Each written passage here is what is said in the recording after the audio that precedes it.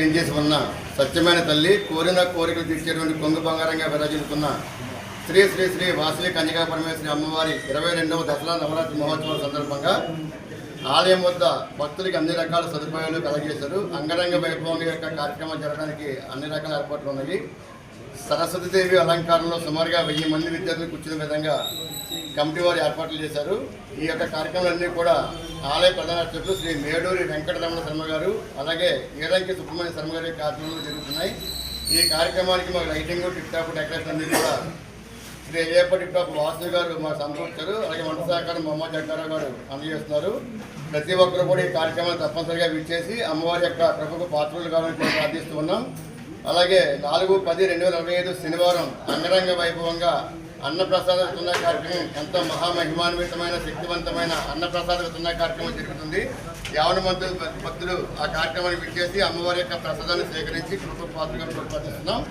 అలాగే అన్నప్రసాద వితరణ జరిగే సమయంలో అమ్మవారి చేతులు 11 రోజులు ఉంచి అమ్మవారితో సమానంగా పూజలు అందుకునబడిన లడ్డూని వేలం పడవేయడం జరుగుతుంది. ఈ లడ్డూని దివాకర్ స్వీట్స్ చిట్టూరు దివాకర్ గారు మాకు అందించడం జరిగిందండి.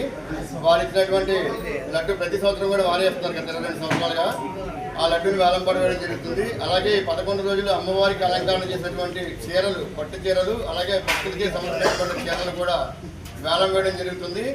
ఆసక్తి కలిగిన భక్తులు ఆ కార్యక్రమంలో పాల్పంచుకొని ఆ లడ్డూ వేలంపాట చీరల వేలంపాటలో పాల్గొని అమ్మవారి కృపకు మన జంగారెడ్డిగూడెం పట్టణంలో ఉన్న శ్రీ వాసవి కన్యకా పరమేశ్వరి అమ్మవారి దేవస్థానం నందు దసరా మహోత్సవములు అంగరంగ వైభవంగా జరుగుతాయి. 22/9/25 నుంచి 4/10/25 వరకు శ్రీ వాసవి కన్యకాపరమేశ్వరి అమ్మవారికి ప్రతిరోజు వివిధ రకాల అలంకరణలతో నైవేద్యాలతో అంగరంగ వైభవంగా జరుగుతుంది.